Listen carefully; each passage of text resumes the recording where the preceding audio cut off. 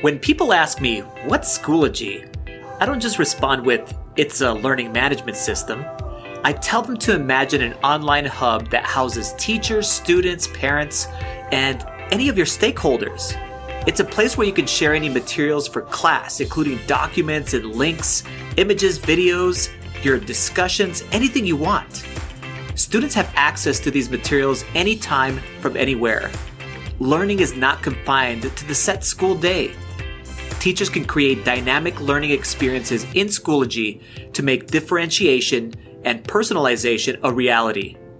If you want to learn more about Schoology and how they can help you advance what's possible, visit Schoology.com. Glenn, those are big words. You say words gooder than I do. Gooder.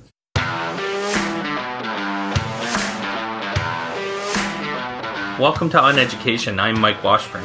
And I'm Glen Irvin. Friends, we have an amazing pod for you today. On today's show, we're going to talk about the Arizona statewide walkout that's taken place actually today, April 26th. Standardized testing is everybody's favorite subject, and we get an opportunity to talk to author, teacher, and educational innovator Matthew Farber. But you have a problem with me. I do. Lots of problems. But this one is about shows, right? But this isn't from Twitter. This isn't a Twitter fight. This is a Facebook fight. This is a total Facebook fight. It feels like a Facebook fight. You know how those are different. Do I need to set it up? Yeah, set it up. I guess I should set it up. So, Westworld premiere was when? It was Sunday night. And it was awesome. And I, in my ecstasy, I suppose, put it out on Facebook that Westworld is better than Game of Thrones. And it didn't go over well, let's just say. So come at me. Let's do it. Well, I like the show Westworld. I like it. I mean, it took me a while to get into it. I really wanted to like it because I like the concepts. I love sci-fi in general. You have some amazing actors in there, right? Yes. What's his name? I can't remember the main guy there. Harris. Is it Ed Harris? No, not Ed Harris. Anyway, it doesn't matter. Amazing actors. The show is well done, but it took me about 7 episodes before I was like, okay, I'm starting to kind of feel a little bit of momentum to be able to get into it. So when you compare it to Game of Thrones, it was like, oh my goodness, it's not even in the same planet. As far as shows where everybody was so upset that there was only the 5 or 6 episodes in the first half of this last final season that they're going to have here, because we want more. Even when they had 10 episodes per season, I was like, why don't you make like 40 episodes? Just expand it out. Just have it every single day and make HBO blow up. Whereas Westworld, I was like, it's okay. I don't know. What if I also said that Silicon Valley is better than Game of Thrones? Oh my goodness! But they're not even. You're not even comparing. It's not even apples to apples. That's like, I'll be honest. Silicon Valley. I love Silicon Valley as a fun, light, humorous, comedy. But I was just trying to get you guys going. I actually don't believe that Westworld is better than Game of Thrones. You just were throwing that out there to just rile people up, right? I was just causing a ruckus. And it did. It did. Almost broke Facebook. I got hate speech. I got private messages too. No way. People private messaged you. Yes. Yeah, just calling me a dummy and whatever. I've heard worse. I've been called worse. They're pretty passionate about that. Yes. People love their Game of Thrones. Oh, I goodness, enjoy yes. Game of Thrones just as much as the next person. Well, good. So, I'm glad to hear that. But I do love Westworld, and it was super exciting to come back, and I am really looking forward to the season. And but it's not better. No spoilers, though, right? It's not better than Game of Thrones. Awesome. Infinity War came out today. Today? Tomorrow? Tomorrow, I guess. Yeah. Friday? That's exciting. Are you going to go? When are you going to go? You're going to go.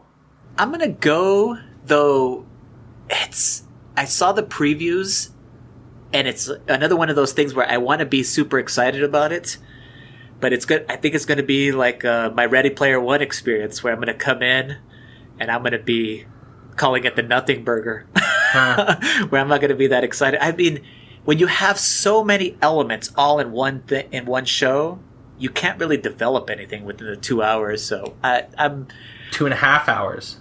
Okay. Well, maybe. Long freaking movie. People are going to die, too. People There's are just totally going to be so die. many... it's going to be one of those where they just basically blow up the screen over and over and over again. Explosions. Yeah, it's just tons of those, which is great for my 10-year-old self, But my 41-year-old self needs some depth to characters and some, really show me. But if people die, some characters die. Yeah. Okay. Well, there you go. Hopefully you didn't just ruin it for some people. Oh, well, I mean, I don't know. I just assume that people are going to die. The third most expensive movie ever made. Haven't they just already pre-sold more tickets than any show ever? Also I think it's surpassed all of the Star Wars already on the pre-sale of the tickets, which that's kind of crazy. So we're going to have to talk about it. I have to go now. We're gonna have to talk about it. So Infinity War. We'll go see Infinity War, and we will get back to you. I probably will not see it this weekend. Okay. I may see it next weekend. I have company coming, and then I don't think there's any seats left anyway, Mike. No, all the seats are gone. I don't like going to see movies on the first week, anyways. It sucks. There's just too many people. I'm an introvert in a weird sort of way. I just don't like being around, people, I guess. All right. When we come back, we're going to do our regular check-in. It seems like it's happening every week now with teacher walkouts. This time we're going to focus on statewide walkouts in both Arizona and Colorado.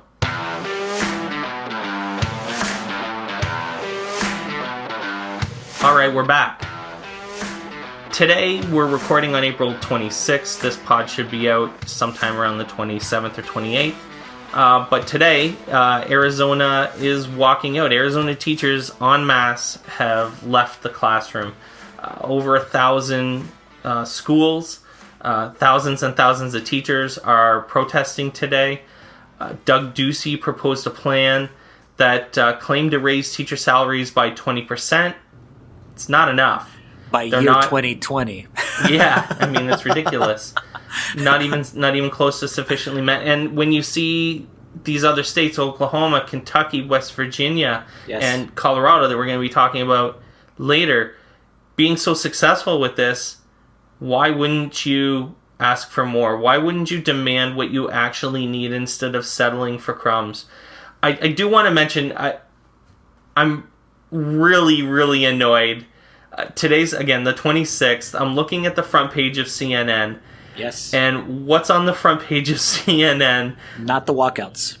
Not the walkouts. Not the walkouts. Not the fact that in 2 states, almost all of the teachers aren't teaching right now. No, that's not what we're talking about. We're talking about Bill friggin' Cosby and his jury verdict. This says so much about us and what we actually care about. And, it's completely disingenuous to suggest that when you care about your kids and do anything for the kids and schools are sanctuaries and all this stuff, and the front page of CNN is Bill Cosby. And I'm not trying to take away from Bill Cosby's victims or anything like that. I'm just saying this was a huge moment, not just for teachers, but I think this might be a huge moment for America. For education. And for education. And if you don't think this is a voting issue in 2018, you're out of your mind. Well, yeah. I mean, it's not only a voting issue, like what you're just talking about. It's not just about salary increases. These, just like what we talked about a few weeks ago, the schools are in shambles. There is too many kids in classes. They need to be updated. They need to get the correct materials and supplies that are not paid for out of the teachers' pockets, but rather provided by the districts because they actually have the correct amount of funding. And a lot of these governors end up giving huge tax cuts to all of these different types of corporations and then find themselves cash strapped. And then what do you do when you're cash strapped? you cut public services. In the one state service, as far as in the United States, the states are heavily fund schools. So when you don't have any revenue coming in because you gave these humongous tax cuts to these corporations or these specific industries, then you're going to not have the funding to be able to provide adequate basic funding for education. And that's really what they're talking about. They're not talking about becoming number one on the list of highest paid teachers. They're just saying, hey, we're at the bottom. Many of the teachers, as I was reading through the hashtag Red for Ed, they're working another job, Mike. They're doing teaching all day. Can you imagine that? I can't, because it's just so crazy. You work all day, and then at 5 or 6 o'clock in the evening, you go to your second job so you can go wait tables so you can make ends meet. That's ridiculous, especially for a profession so important as teaching is. I did it. My first month that I was a full-time teacher, the school that I work at, you don't get paid until the end of the month. So I had a whole month where I was working and not being paid by the school. So I kept my retail job that I had, selling computers, and went and taught all day, and then went to the store at night on the way home and taught and sold computers almost every night. I was working 25, 30 hours a week. It's exhausting. The average salary of Arizona teachers, $48,372. That is not a lot of money. It's one of the lowest in the nation, as far as I can tell. And the majority of the people that are that live in Arizona live in the Phoenix area. So expensive to live there. Oh my goodness. It is one of the most expensive cities. It's where the rich people go. No, I'm serious though. I'm not even just messing around. It's like the cost of living in this place is expensive. It's just like what we're talking about. If we move on to the Colorado part, this is the same conversation. It is so expensive to live in these areas, yet they are on the lowest end as far as the pay that these teachers are getting. And the reason why that it has happened over the last 10 to 15 years is, again, just really bad management by governors and legislators at the state level, just saying, you know what, we don't need to get any more money there. We can cut back on all of these different things. And so in the end, you end up with underpaid teachers, classrooms that are overfilled with students, and in supplies that's irrelevant. It's 10 to 15 years old. You have some stats written down. Can you go through the stats? They're crazy, and I want you to just throw them out there, because so like one of the first things that as we were going through and researching is as far as revenue, Colorado does really, really well. Yeah. It is actually a lot of Colorado residents. I used to live in Colorado. Actually don't like the fact that it's becoming the place to move to instead of California. It's such a great place to start businesses. Mm-hmm. People are buying their homes there, and because of that, Colorado's the 14th richest state in our country, which is significant. It's in the West. It's not on the coast. We're not talking about the East Coast where it's more expensive. They're going to have more revenue.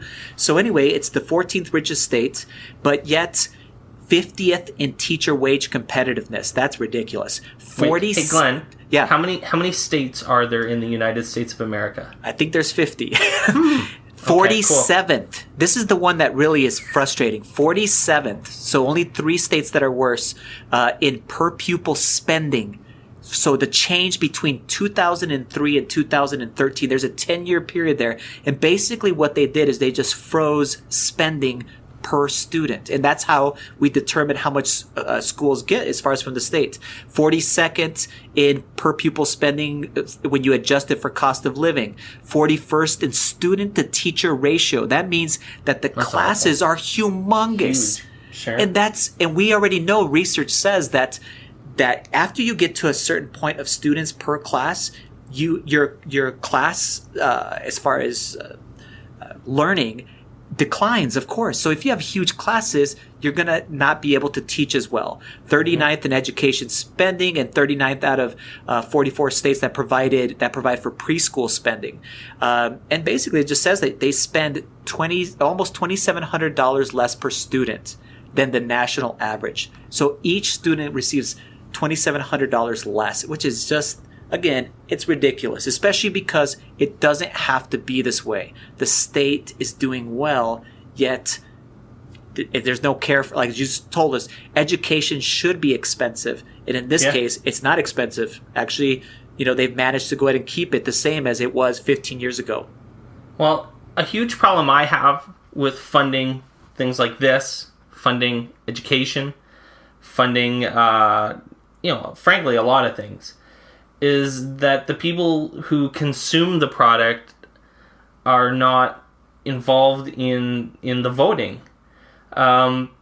Kids are who consume education services, and this is baby boomers making the decisions. And all the baby boomers are interested in is lowering taxes. I said it. I honestly believe that baby boomers have a singular focus on paying as little taxes as possible, not caring very much or at all about who that hurts in its wake. Not Generation X. Generation X, you can say what you want about millennials, you can say what you want about Generation X. The boomers have progressively made the world worse through an unparalleled need for acquisition of wealth and power. It's a huge, sweeping generalization. I believe it with everything I have. A lot of people angry. You know what? Come at me. Tell me I'm wrong. Seriously, tell me I'm wrong. Give me facts. Don't give me crap. Don't give me anecdotes. Tell me I'm wrong. Tell me that you've made the world better. Tell me that the world is cleaner. Tell me that our kids are smarter. Tell me that opportunities are better for millennials than they were for you. You can't. So stop it. Tell me I'm wrong. I'm one of those people that can be convinced. You make a better argument than the argument I make, and I'll concede. But tell me I'm wrong and show me why I'm wrong, and sit down if you can't. Please and thank you. Yeah, so one of the things that Gen X and the millennials can obviously do, and I think that is happening right now, you can just feel it even though we're not even close to the November elections, is that there's a huge uprising in especially the millennials, but I think even in my generation, the Gen X generation, that we need to get out there and be active in politics and in the decisions and who is actually governing us, and to know exactly who is going to represent us even at our local levels, which I think a lot of us just have ignored those things. We think about the president or maybe a high-level senator or whatever it might be, but really the people that make a lot of the decisions here, Mike, as far as within our governments, are really local people. We're talking about our local representatives that work within the state government and the Congress, and also our senators that work within the state Congress, and of course our governors. Those races and those people that run for those positions are so essential to all the decisions that really affect especially our local types of things like education, or the funding that is for any other kind of public services like police officers or firefighters or our transportation. Many of those services are all decided by our local governments. The federal government is such a minuscule part of the total educational funding that it's really centered around these local elections. I think that the Gen X and especially the millennials will be voting this fall. And maybe from this point forward, it's like a big wake-up call. That's kind of what we're talking about a lot on this podcast. It's the wake-up call to say, hey, we can actually make this change, and here's how you do it. Yes, all of that, yes. These walkouts are happening weekly. We're going to keep talking about them as they happen. When we come back, though, we're going to talk about some recent conversations in Ontario about standardized testing and chat about standardized tests in general.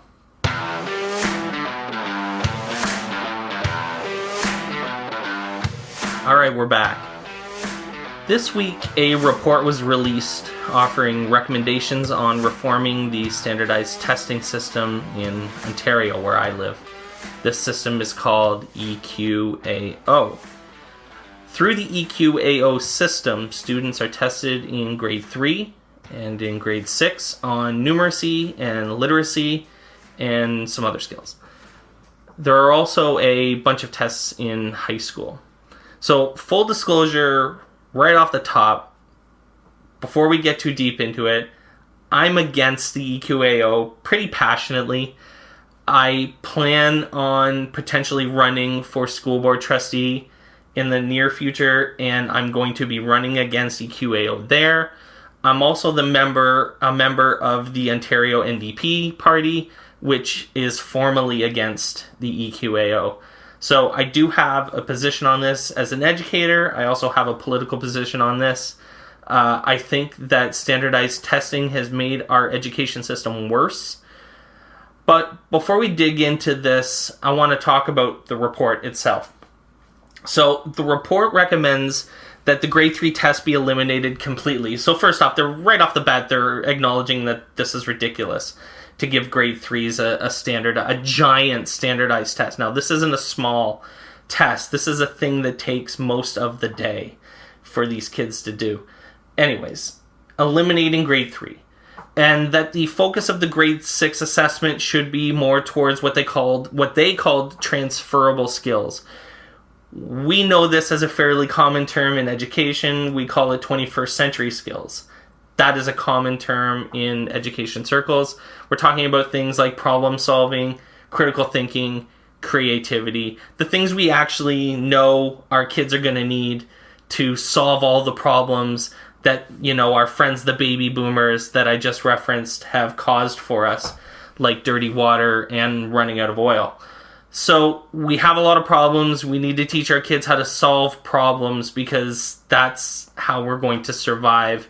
Not just as, a country or a province, but literally as a race. We are really, really close to having some catastrophes on our hands. Supporters, so I want to read a quote because this is, the narrative around standardized testing is encapsulated in this ridiculous quote. It was from a Globe and Mail article. Quote, supporters argue that they measure how students are learning the curriculum and keep the education system accountable. But critics say that they are used by some as a way to rank schools and also provide real estate agents with a valuable sales tool. End quote.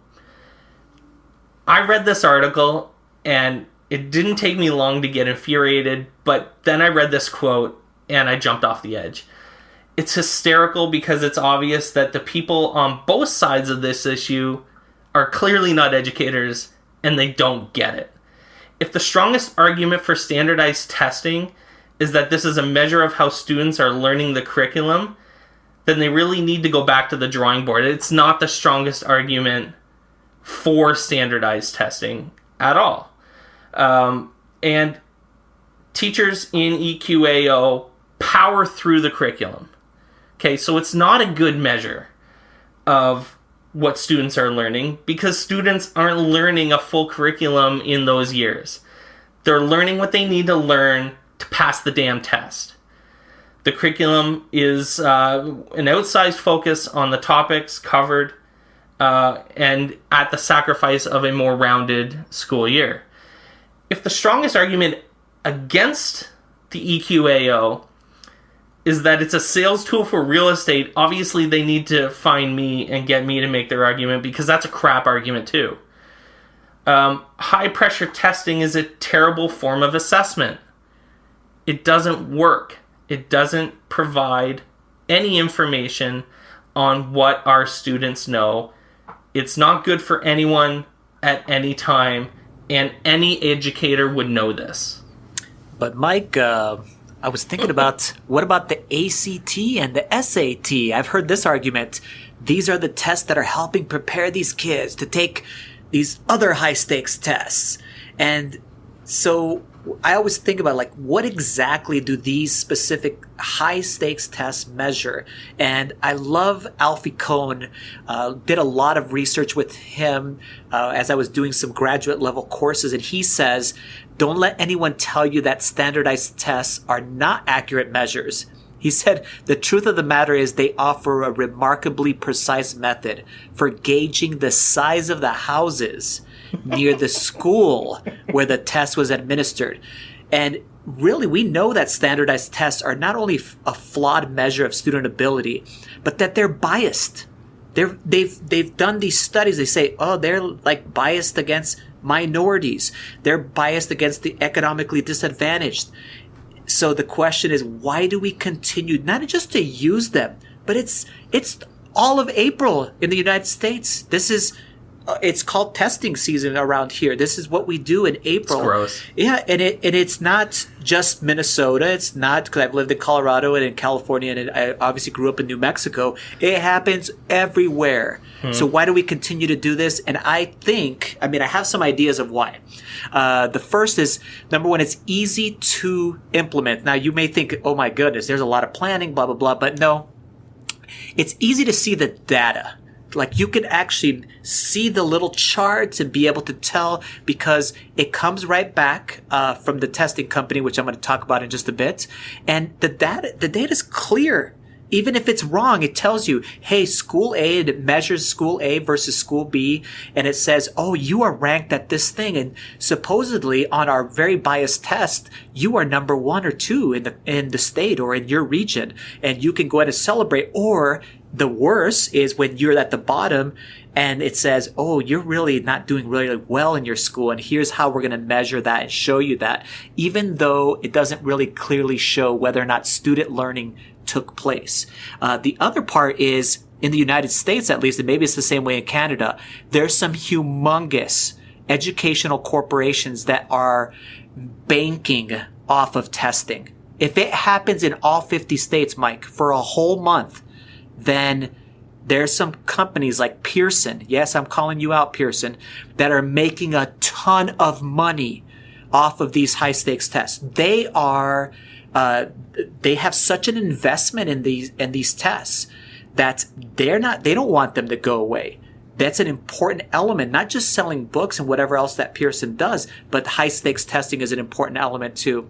And it reminded me, and I just wrote this in our notes, of a keynote that I saw once at the TIES conference, and it was a Chinese American gentleman, and I can't remember his name, but he was an amazing speaker. And he basically told the crowd this: guys, I grew up in China. You don't want to be like China. Though they may test at the highest levels, they're the best testers in the whole world. They aren't the best innovators in the whole world. They are learning inside of this little box. He goes, and that's what the amazing part of education is that you should embrace in the United States. It's those innovative elements, all of those cool ideas that people get, and the ways that they allow students to express those ideas in a multitude of ways in their classrooms. Those are the things that then lead to innovative things that happen in the outside, in the real world, when they come up with the new company that changes the world. It's not because you took and learned, how to mark within a standardized test on a multiple choice test. It's because you were within an innovative system, like the ones that we should be embracing within the United States, versus saying, April's our testing month. Let's go ahead and do that right now. In Simcoe County, where I live, I'll tell you that the school board here actually hires a crack squad of people. Most of them are recent graduates of education programs. They don't have jobs because you can't get a teaching job out of school. Another hot button topic. We'll get back to that later. So they need a job. So the school board hires these people right around now, maybe a little bit earlier, and says, you're going to go where we send you, and you're basically going to be an EQAO teacher. So they're So teaching you're gonna go the test. They're yes, like, yeah, okay. almost 100%. You're going to go to a school. You're going to go where they triage, basically, what schools and what specific even classrooms are behind in terms of the content that the test potentially covers.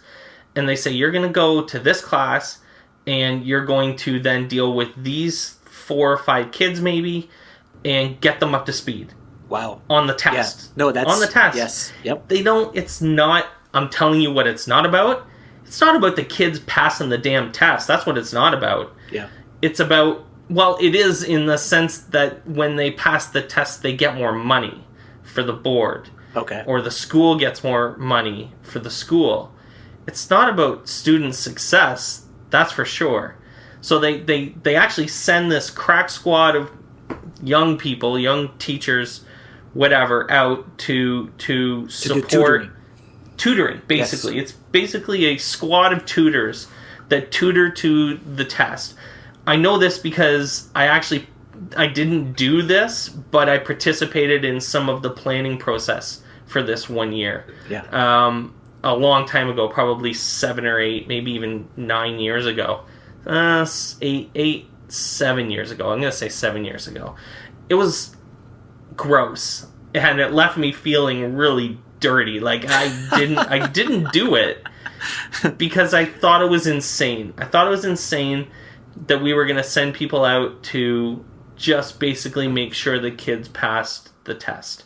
Who cares if they actually... And it's not even about retention. It's certainly not about knowledge acquisition. It's about making sure that they remember the date of Confederation, and that they remember bed mass, and they can do their times tables properly, so that when they get a question about what 2 times 3 is, they don't say 19. It's basically that, and it's pretty gross.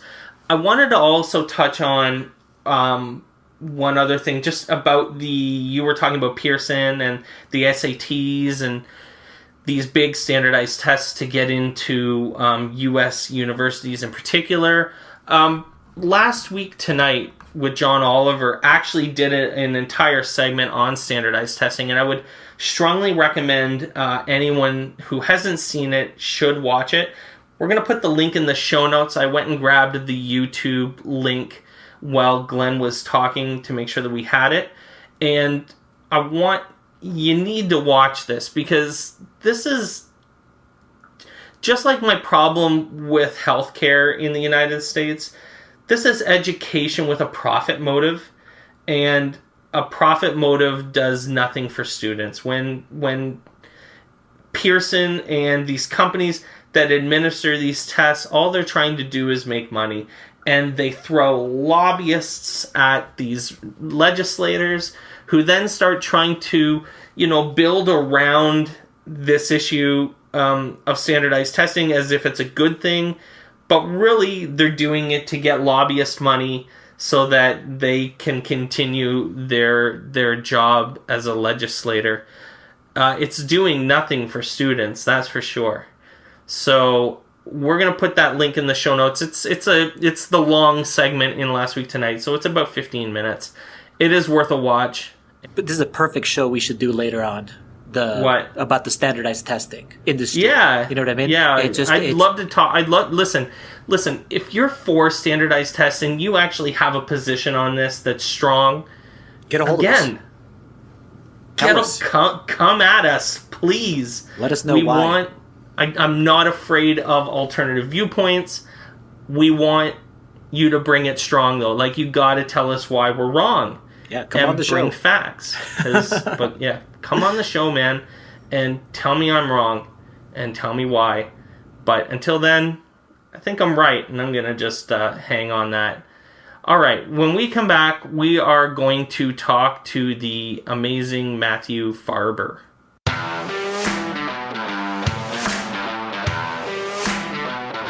Welcome back, everyone, and I'd like to welcome Matthew Farber to the show. Really appreciate you making time for us.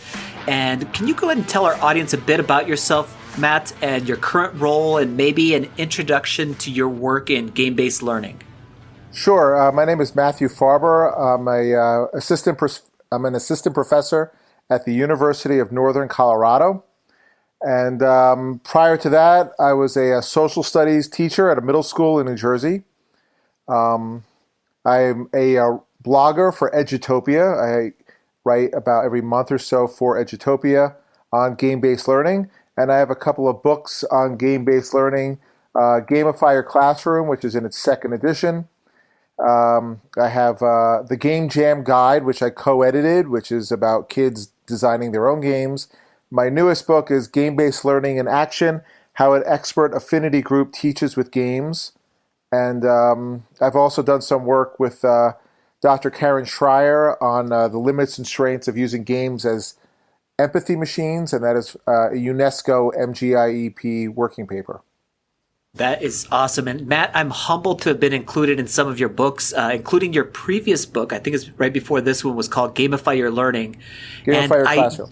Gamify Your Classroom. And I usually talk to people and recommend it. And the reason why is just, I think it just gives you such an awesome perspective of gamification, game-based learning, alternate reality games, and just a lot of different topics. And it's all relevant to something you could apply right in your classroom. But one of the things that usually people ask me or they get confused about is the terms gamification and game-based learning. So you're an expert. What is the distinction? What can you tell our audience about those two terms? Sure. Well, the book is you're actually in both books, actually.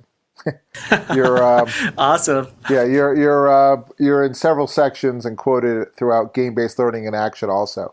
Gamify Your Classroom is it's a field guide. The subtitle is a field guide to game-based learning. So it really is a view of the whole field itself of what game-based learning is, and I put gamification in part of that. So the differences between game-based learning and gamification is an interesting question. So one quote I use is from another professor, Scott Nicholson, who said that gamification is the syllabus and game-based learning is the course. That's a really good way of putting it. Yes. And that's its simplest term. I was doing a talk today with my students about gamification. Many of them, they didn't even know what it was. And then I explained and pointed out and had them open their apps and their phones and, how gamification is here. It's all around us. And game-based learning has to do more with playing games or learning from games as media through play, where gamification is taking the structure from games and putting it in non-game contexts, like Starbucks apps or the classroom, which is a slippery slope there. One of the, this is Mike. One of the things that I had an interesting conversation a couple years ago about the difference between games-based learning and play-based learning as well. One of the conversations we got into was about the idea of when you introduce games to the classroom, some of the teachers tend to remove the fun from the game.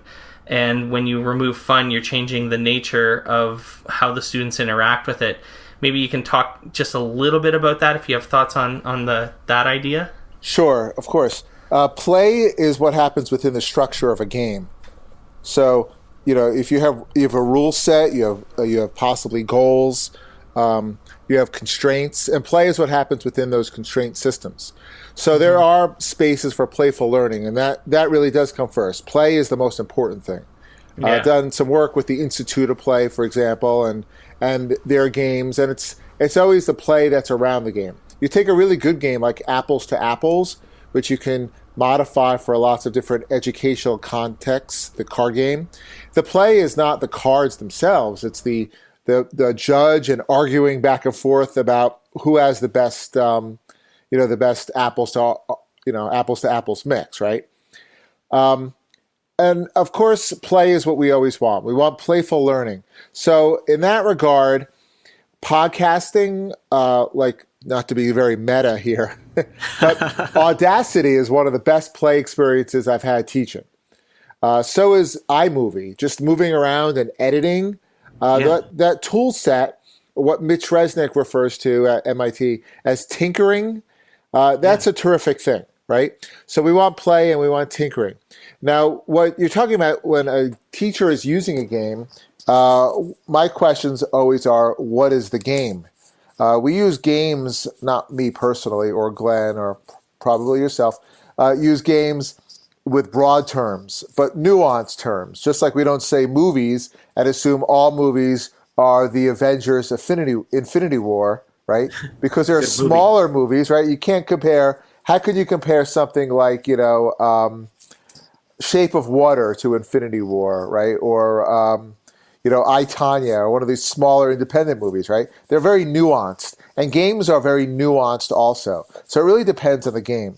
To me, I think the best games to teach with are the ones that are not didactic. I'm not even talking about ones that are like chocolate covered broccoli, digital worksheets, but games that don't have a certain outcome. And those are the really important games to have in a classroom, because that's where learning happens. Play drives learning, according to all play theorists, Vygotsky, Piaget. It's all built on play theory. Yes. Right? And that play theory has to do with identity and make-believe play, role play, intrinsic play, and it comes from a place where there's not a certain outcome or goal. Like, oh, you got the answer to this math problem because you played with the equations, right? It's got to be open-ended to really drive learning. That's fantastic. Love that answer. So, Matt, I was thinking about you write these amazing books. So that your newest one, Game-Based Learning in Action, what was the process when you're writing a book like this?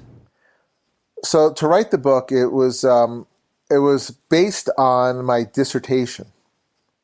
And my dissertation had the same title, but what I did was I reverse engineered it, and I was able to broaden it. When you write a dissertation, it really has to be really narrowly focused. Otherwise, you get in the weeds, Yeah, all sure. sorts of tangents. Yes, exactly. Super easy to do that, right? But when you're writing a book or even a blog, or a podcast, right? You're free to go in other directions. So Mike never goes on tangents. No? I said Mike never goes on tangents. I'm a straight shooter. Get to the point. Yeah. So with a dissertation, the joke is, the best dissertation is a done dissertation, right? But my dissertation was a case study ethnography. So I went into Peggy Sheehy's classroom, Paul DeVarcy's classroom, and Steve Isaac's classroom, and I observed them teach. Yeah. And then I looked for commonalities, and I triangulated it with structured interviews and survey questions. So the book has that in there as the core, right? But then I was able to go speak with you, Glenn, and with John Fallon, another teacher, and many other teachers. And I was able to do like the origin story. And what I discovered was that good game-based learning is not a game that's added to the system of a classroom. Like, here's this game that's going to teach you, some math facts, or it's going to teach you something about English language arts or something. And or in your case, about Spanish, right, using Minecraft. It's never just that. It's really highly dependent on principles of connected learning, which involves teachers sharing with each other, openly networked sharing, sharing on social media almost immediately, or sometimes during class. I see Steve Isaacs taking photos of students and putting it on Twitter during class, which lowers the risk. Like, it doesn't feel like you're doing anything risky if you're playing Minecraft in the classroom. If you're getting likes on Twitter immediately, doesn't matter what the teacher next door is saying, right? Exactly. No, it's totally true. Yes, it's so important to get that feedback and to get that encouragement, and even then test some ideas off of these well-respected educators, and then be able to go ahead and play test it back into your own classroom. It's fantastic. Love this. Right, and it's necessary, right? It's an affinity group too. So we are all in the same affinity group. We're like-minded teachers in this tribe. So, for example, I've had some teachers master teachers getting their degree, higher level degrees, masters and doctorates. And they ask me questions, like, how can I make this into a game or this sort of thing, right? So, let's say Minecraft Education Edition, right? Let's say I want to make the NPCs. I want to create NPCs, non-playable characters to interact and create some sort of like, new teacher simulation for pre-service teachers. Yeah. I wouldn't go at it alone. I would contact you. I would contact Garrett Zimmer and Steve Isaacs, right? Yes. To ask how to do that. And that ethos is very much part of game-based learning, good game-based learning, and good teaching. I think that leads us right into the next question. Go ahead, Mike. Actually, I'm thinking, I'm listening to you guys talk, and I can't help but be a little bit jealous, I suppose, because I'll admit, and it's funny, I was actually talking with Glen about this last night in some texts. I definitely feel like I'm out on an island up here. I've been doing games-based learning for a long time, 5-6 years. And, I spoke at ISTE 4 years ago about Minecraft.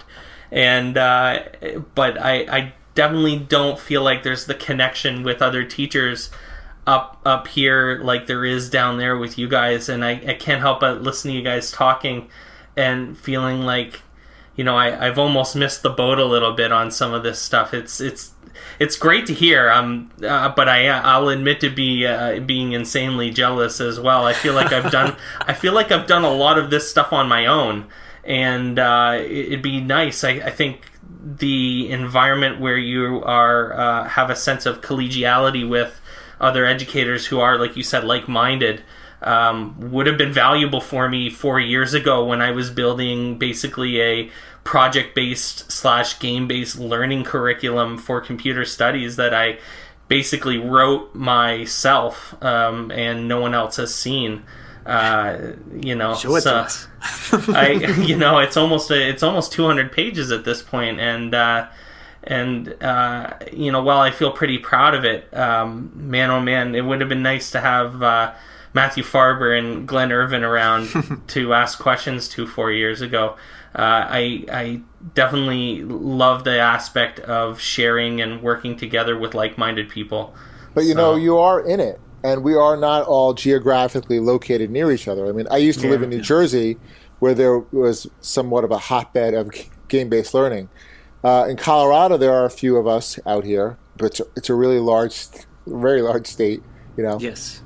So we do rely on social media, and the other point is that we are not all we're not all born experts at this. No. There's varying levels of expertise, and we all bring something different to the party. Going along with that, Matt, I was thinking about the center point of your book, and you mentioned it just a little while ago when you said the word "the tribe," and basically, why is it important for teachers to develop and work within a tribe? I think Mike actually just went into that. That it feels a lot of times like we live in these little silos, and we're trying to, of course, that whole term of breaking the silos. But how do you do that, and why is it important for teachers to do that? Well, it's important to do that because teaching itself can be gameful. It can be very much like a game. And for that to happen, teaching should not be necessarily didactic, where there is that one answer. You should go into it not knowing what might happen. We need a place to share. So a big part of self-determination theory is built upon the foundation of belongingness, connectedness, which goes back to Deci and Ryan's work. Yes. Right? So this feeling of having belongingness and connectedness is super important to anything. So, and it's not just game-based learning. If you're all teaching, if you're hardcore into Shakespeare, right? You might be going to Renaissance festivals and dressing up, right? Yes. And you have an affinity for that sort of thing, and you bring that into the classroom, right? And it may not be something that's geographically located. You may look on social media, Twitter chats, and so on. So it's important because otherwise, you're teaching off a canned curriculum, and you're reading off of a script, and you're teaching to the test, and you're not going to last as a teacher, really, I don't think. You're going to be burnt out. It's not fun. It's not pleasurable. We talk about work-life balance sometimes, and I just laugh every time I hear that because, Yes. how could I open up an app or a game on my phone or TV and not start thinking about the educational applications of this and wanting to share That's that so with somebody true. else, right? It's Yes. the story of my life as well. Yes. It's like, I mean, how is an English? But you know what? How does an English teacher have any work-life balance? Don't they want to share the books they're reading? Like Yes. I play a really good game, like What Remains of Edith Finch, and I just wrote some curriculum with that with Paul DeVarsy, and the best part about it is talking about the game. It's like a book club, right? Yes. I actually had there was an article about 4 years ago in Polygon, the website Polygon, with a fellow who wrote an entire unit of language studies based on the game Ni no Kuni. And I found the article amazing, and I actually reached out and got in touch with the guy, and we had a great back and forth conversation, but it's like he wanted to take the game he liked and use it to teach. And he realized, he's like, I'm playing this game, Mike, and it's got amazing narrative. It's got awesome stories. It's got fabulous character development. Why wouldn't I use this? It is way more engaging than reading any book I could possibly give my kids. Mm-hmm. So I went and got grants. He went and got grants so he could buy Xboxes so that they could buy Ni no Kuni, 20 copies of it, and they literally played the game together, and then he built a whole structure for it. It was an awesome story. I'll link that article in the show notes because I keep it around just to remind myself that the opportunity to pull learning out of games is everywhere. It's not Absolutely. just relegated to Prodigy Math and all these other type of learning focused games. So one of the questions I wanted to ask you, Matt, as you're now a professor at a school and you have, are you working with incoming teachers too? Yes.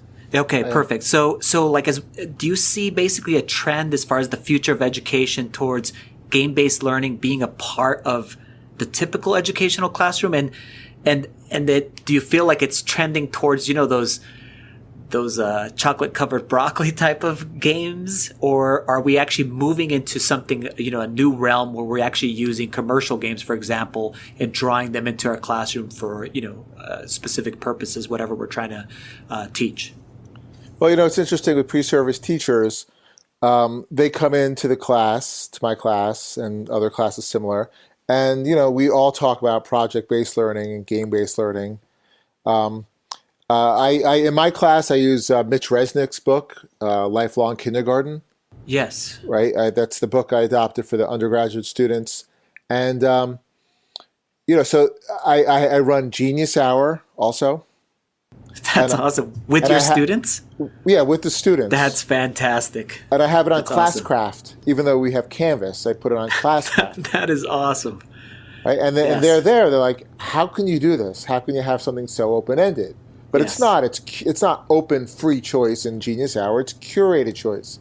We watched a short video today from cast.org, which says Universal Design for Learning. Okay. Right? And the students told me they have that in almost all their classes. UDL is mentioned. And UDL has multiple means of engagement and multiple means of expression. These are all parts of what Universal Design for Learning is. It's like Yes. if one student needs closed caption, why not put closed caption on for all students, right? True. So, yes. So Genius Hour is basically just that. It's you give a choice of what the students will turn in. But it takes some convincing because students, they're the students when they get to college, they're the students. This is something Barry Fishman, professor from Michigan, told me in game-based learning in action, is that high school used to prepare students for college, but high school now prepares students for getting into college. Oh, that's so true. That's such a great point. Right, so they're here, and then they're really good at the cycle of worksheets and tests, and tell me exactly what you want. It's so bad. Yes. It's a little unnerving. So I have Genius Hour actually only going for the first half of the course. I had it for the full course in the fall, but I found that having that and the Lifelong Kindergarten book, including I use the like the scratch activities and things that are connected with the book's MOOC. Yes. By the time they get to that part, and everybody's talking the same language of like projects, and you learn the content by doing the project. You don't do a project to demonstrate your learning. That's awesome. Right? Yes. So that really takes a while for that to but then it clicks in, and students are using like metaverse for augmented reality experiences, and they're making interactive fiction games on Twine and doing all sorts of really amazing things that I don't think they realized they were capable of doing until they've done these exemplar projects, all driven by choice and play and still curated by me. They still have to write lesson plans around it. And, Sure. You know, so I've been reflecting about this today, and I think this is what I've been doing. Okay. The Minecraft School of Education. Or what do you think that is? The Minecraft School of Education? Yeah. Are we talking the people that are using Minecraft out there, as far as in their classrooms, like me, or no? So the Minecraft School of Education would be, I'm not sure. Tell me. Okay, so let's take the raw definition of gamification is to take games and use them in non-game contexts. Yes. All right. So, and by the way, when I use Classcraft, I use questing because I like that. I like choice. It's really good. It's really good. It's really easy to use. I don't really use their XPs. I don't use because it's hard to do that in college. Because by add drop, everybody's still failing, right? How could I do that? and then, like in Classcraft, your power up today is you get to eat a candy bar in class. You're a 35-year-old teacher getting their master's degree. That's not going to really. It doesn't really work that way. Doesn't really work, Yes. But the questing works, and they experience that degree of choice. So I like that. I don't really use. I like badges, but I don't really use the other types of mechanics that go with gamification. But what I do like is borrowing what games do well. So here's what Minecraft does really well: survival mode, creative mode. Yes. And I that is all of my lessons. So for example, we have this quest for turning content into games and puzzles, right? Okay. So students will go on Breakout EDU and they will play a digital breakout game, right? Yes. So that's survival mode. Okay. Then they reflect on it. So they have some prompts and they reflect on their experience. And then you're going to do creative. And then they go to creative and then they make one, right? That's genius, man. I'm stealing that. That is so smart. I know exactly what you're saying. You're taking those concepts there. Yes. Right. Keep and going. then what I want them to do is to do the exact same thing with their students. So it's this never-ending loop here of creating and then experiencing experiential learning, right? Yes. Reflecting on what happened in that experience, and then they make. So it really marries good game-based learning and project-based learning. And you could put that in a gamified shell by having it in, some sort of quest like that. Yes. Yeah, really, really love that. So if you have a teacher out there, and I've had several approach me and they're like, this is just too intimidating to start with game-based learning of any sort, how do you recommend that they get started? Well, I would recommend that they play games. So the tribe, they are practitioners. We go to conferences and we play games together. Our conversations are always about games. Exactly. Right? I was thinking about this too, driving home today. The difference between some sports and games, right? I think we need to explain to teachers that games are really hard and complex, some of them. It's not like Space Invaders and Pac-Man. The other problem is that, to getting past arcade-style games. And to start thinking about games that are not arcade style and that are not sports. If you're playing soccer or football, like let's say you're playing a soccer match and it's 2-3, and it's towards the end of the game. What do you want to happen? You want to at least tie, right? You want to win. Tie, and if you're winning, you want the game to end, right? Yes, exactly. Right? Yeah. But you're playing a really good game, like a game that doesn't have any gamification to it, let's say, like Monument Valley, which is an app where you move IDA around these puzzles. or you're playing, any really interesting experience like that. Yeah. When the game ends and you know that, like Portal 2, towards the end of the game, I was playing slower. I didn't want it to end. You get sad. Yes. You're sad. Okay. Yes. You're not sad when, I'm not sad when the Broncos win and the game's over. I want it to win. I want it to end already, right? Yes, exactly. Yeah. So that is very much the intrinsic experience, not the extrinsic experience. Yes. So I recommend that teachers do this: go to the store and buy a game like Apples to Apples, or Metagame is one. The Metagame, like these argumentation card games. Okay. And play those. Get together with some teachers or your family and play those, and think about how you can take those games and change them for teaching. I saw, Tisha Richmond, right? Yes. Right? So she took code names and she changed all the cards to be about her cooking class. Yes. It's great, right? Yes. There's no technology. The Wi-Fi goes down. It doesn't matter. Doesn't right? matter. You can still go play. out in the woods and play the game, right? Yes. So I recommend social card games and to play them.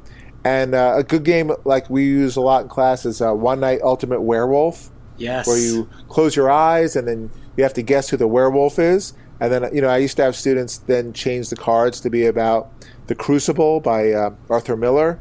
So instead of rooting out through social deduction the werewolf, you're looking for the who might the witch be, and then you change the text to be about that. You reskin the game. You made me think of that game. What's that game? Keep Talking and Nobody Explodes. Right, terrific cooperative game. Yeah. Yeah, I have that for Oculus Rift, and I also have the the one where I literally printed it out and put it in a duotang. Because I was interested in that other experience where you're not using the electronics. You're more working through a manual and providing verbal instructions that way. I thought that's interesting. You made me think of that game for sure. I think some of the best avenues for onboarding game-based learning, because gamification scales fast. You can see that like with Explore Like a Pirate chats, right? Yes. It scales fast because it seems more like teaching. It's a lot of structure. That's true. Right? Yes. Yeah. I think sometimes I talk to people in the chat, and the chat, they're like, well, I don't play any actual games in the class, but my class is a game. But that's not necessarily espousing play in the class. But some people in the chat do have it like a game, like Adam Powley, right? It's much more like an alternate reality game where students are like really in this experience, right? So, but again, it scales faster because you could say that the points and the badges and things look more like traditional teaching. Yes. Right? But I think some of the best ways that teachers have become more gameful is with Breakout EDU and Minecraft Education Edition, not the games actually, but the Facebook group of Breakout EDU and the mentor program for Minecraft Education Edition. Because when I watch those, I see teachers sharing locks and sharing, different things that they do in breakout games. And what that tells me is that those teachers are seeing themselves as designers of interesting experiences, designers of meaningful learning, not teaching didactically to the test. Nice. Not using games as behavioral modification plans. Awesome, man. I truly appreciate that you came on, Matt. It's freaking awesome. This has been tons of information. Super valuable. Lots to chew on there. And we hope that everyone listens to the whole show and gets everything into this, because it's a long show, but this was great. Super great. Thanks, Matthew, for coming on and joining us and sharing everything you know. It's been awesome. You're welcome. Thank you, man. Thanks. Appreciate it. Thanks again. We'd like to thank Matthew for being on the show with us today. His new book is called Game-Based Learning in Action, and you can find it on Amazon.com. Matthew is on Twitter at Matthew Farber. On Education is an on-podcast media production. My name is Mike Washburn. My co-host is Glen Irvin. You can get in touch with us or ask us questions to answer on air by visiting our website, oneducationpodcast.com. You can tweet us at oneducationpod. Glen is at Irv Spanish on Twitter. I can be found on Twitter at Mr. Washburn. You can find us on Facebook by visiting facebook.com/oneducationpod. If you're enjoying the show and think others would too, we'd be honored if you'd share it with them. Please leave us a rating or review in Apple Podcasts or the Google Play Store. When you leave a rating, it gives our rankings a boost, and this helps others discover the show. We want to thank our presenting sponsor, Schoology, for supporting us. Check out Schoology.com to learn how they can help you advance what's possible. Thanks as always for listening. Stay awesome. See you soon.